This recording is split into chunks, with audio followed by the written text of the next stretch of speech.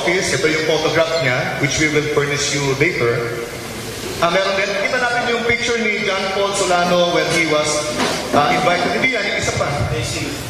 Yung hindi pa yan. Mamaya pa yan. Mamaya yan. Yung isa pa. So, we'll release to you the photograph of John Paul Solano when he was invited. Huwag yung iba. Yan. Yan. Lakihan natin.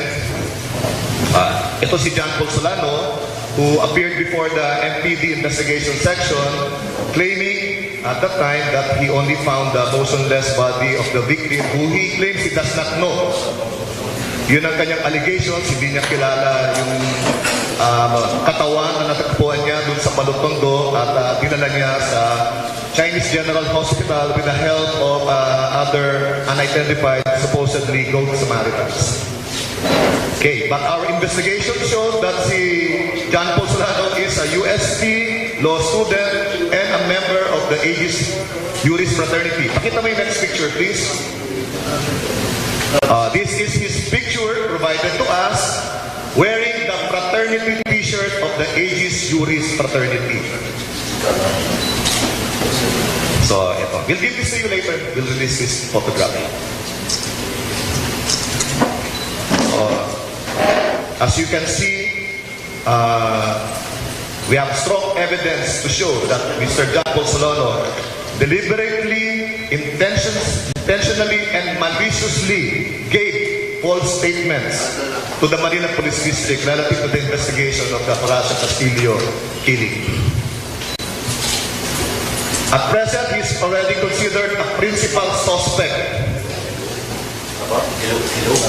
in the killing of Horacio Castillo, and manhunt operations are presently undergoing to effect the immediate arrest and capture of John Paul Solano. Pakiano na yung video, tapos na. Sige, off na yun. Okay. Paki-off na, paki-off. So again, I repeat, the president is already the principal suspect in the killing of Horacio Castillo III.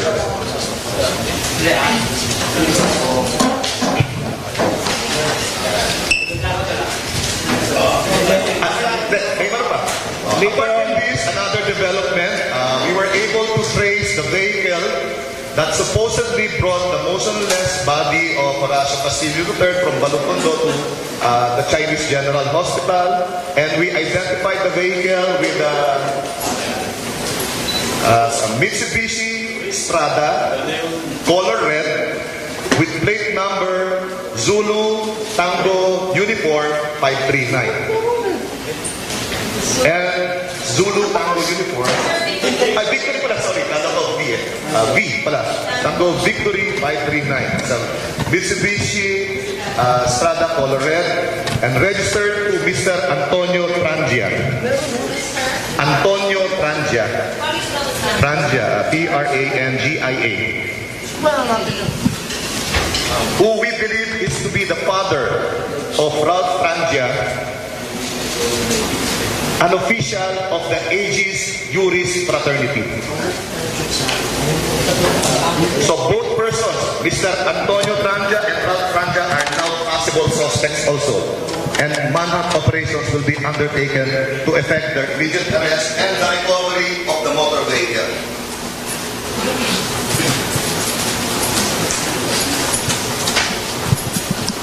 So clearly, as you can see, as a result of our investigation, Mr. John Paul Solano, together with the assistance and cooperation of Mr. Antonio Trangia and Ralph Trangia, deliberately misled our investigation in the death of Horacio Castillo by providing us false and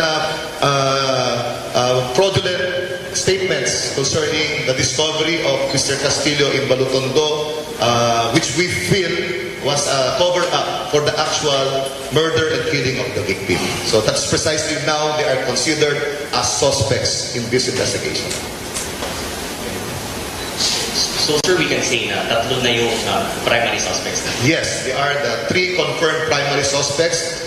We still have other possible suspects under investigation. we cannot disclose their identities as of now because ongoing follow-up operations are being undertaken by the MPD. How about sir yung pinaka-head nila, yung mga nasa brochure na pangalan doon? That's also subject now of our investigation, and in due time we will come out with our results. I just would like to assure the public that any results of this investigation shall be presented to you. More importantly, because of in light of the information that the death of Horacio Castillo III is related to a hazing incident involving a law fraternity identified as Aegis Juris Fraternity of the University of Santo Tomas, and I understand that a battery of lawyers have already come out to contest or dispute the findings of the investigation of the MPD. That's precisely, we are very deliberate and very cautious in releasing information to the public in order not to prejudice or worse, bungle this investigation and let the suspects go scot-free. So I ask for your understanding. Kaya di namin maibigay sa inyo ito immediately because sensitive matters are involved, identities of possible suspects, and of course yung witnesses who are providing us this information. But in time, we have strong and solid leads to the identities of the other suspects. We're pursuing these leads and hopefully positive developments will come out of Do you this. have at least the numbers, sir, of how many are you still considering as suspects in this particular case? Yes, I would say that a handful or more than a handful possible suspects. The exact number I could not disclose right now depending on the information that will be Is provided. it right to say that all members of the Aegis Juris Fraternity at this point are considered as suspects as well? At this time, I can say that all officers of the Aegis Juris Fraternity currently enrolled are considered suspects, which is also provided under the anti-hazing law, wherein officers and senior officers of fraternities or organizations are to be held liable in the event incidents such as this hazing will take place. So they're already considered suspects. Even if they were not present during the time that the hazing incident happened? That is part of the investigation. There's a possibility that even if they are not present during the hazing initiation rites, but may have participated or had knowledge in the recruitment and the eventual hazing or initiation activities on the person of Horacio Castillo, then they may be held liable. How about the alumni, sir? Would they also be considered as accessory to the crime? Or Part of the investigation includes members of the UST Law Faculty and alumni. Sir, clarification lang sir, no? But in the Again, I repeat, part of the investigation will include possible members of UST Law Faculty and alumni who may participated in the hazing of Horacio Castillo or in the cover-up of this incident. They may be held either as co-conspirators, accomplices, accessories, or even liable for obstruction of justice. Sir, clarification lang. Yung dalawang Yes. nag-assist, anong klaseng assistance yung binigay nila? They were the ones who brought the body. They were the ones who are suspected to have brought the body to Chinese General Hospital. Kasi nakuha yung vehicle nila, may witnesses na nagsasabi na dinala yung katawan ng later identified as Horacio Castillo sa Chinese General Hospital, and with that information, they are now suspects. Pero sir, just a clarification, yung pagdadala nila ng body sa Chinese General Hospital nanggaling na mismo from the fraternity house where the hazing occurred. Hindi kasi, di ba hindi naman kasi totoong tinapon talaga sa balot tondo. So, yung sasakyan na ito, magmula dun sa kung saan nangyari yung insidente. That's part of our investigation, Marisa. In due time, please, I cannot reveal the other details of the investigation kasi follow-up operations are undertaking. Just as you have said, we do not want to incriminate unnecessarily frat members or even sorority members. I understand that members of the sorority of Aegis Juris, Regina Juris, were present during the initiation activities. So we would not want to implicate those members unnecessarily if they were not present or involved in that activity. Sir, yung pinaka-head ba sa kayong recruiter, ano yung reason ba't hindi nyo pa sila ma-include given na pangalan nila? That's a very good question. Because on the day that this information was revealed to us, the Dean of the UST College of Law issued an order suspending all members of the Aegis Juris fraternity, thereby preventing us from getting access to them. They were told not to report to school. That's why precisely we had a difficult time yesterday when we went to the University of Santo Tomas to gather information and ask questions related to this incident. They were no longer available, and according to them, they were barred or prevented from entering school grounds upon the order of the Dean of the UST Faculty of Civil Law. Ang sabi daw ni Divina, binigay na daw yung mga pangalan dun sa admin ng UST. Nakuha niyo po ba yung list? We have the list of these How members. many members are there? Ilan ba yung members nila? 1, 2, 3, 4, 5, 6, 7, 8. At the very least, 8. Officers. Yung members, ang dami hindi ko pa mag-ilan. Sir, pero identify na natin kung saan maaaring nangyari yung AC mismo kung... I cannot reveal that details as of this time because we're still gathering information and possible witnesses who can also positively identify the other suspects involved. So please bear with me on this. Sir, pero but we have information on that, yes sir. Wala sa hindi naman sa UST compound, sir, o nasa labas ng ba? Hindi na nangyari sa loob ng UST. That I can say with definiteness. Sir, yun po ba yung pag-order ni Dean ng suspension dun sa officers and members of pages, would that cause him to be charged with obstruction? That's will be part of the investigation. Well, I would think that the prudent thing to do is to direct all members of the Aegis Juris fraternity to present themselves to the investigation if you would really want to cooperate in the investigation of this case and not prevent or bar them from entering school premises and suspending them indefinitely. Do you believe that this is a cover-up on his part? That's also part of the investigation.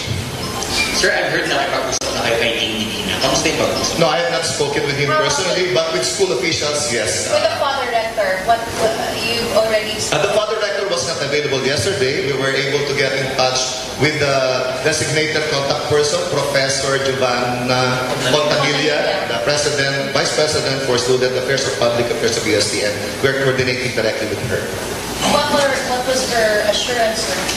We're very thankful to the UST administration for cooperating with us fully, and hopefully all the information we have requested from them, including the pertinent records of the possible suspects, will be provided to us, and more importantly, yung CCTV recordings inside the UST campus, where hopefully it will show that Ash Castillo was in the company of those possible suspects prior to the initiation rites. Sir, may kumakalat na conversation, sir, na kung saan ginanap yung hazing. Sa social media, no, may kumakalat, no, na kung saan ginanap yung hazing, sino yung mga nagsagawa, at yung nangyari, pag i-deactivate nila nung mga accounts nila, iniimbestigahan.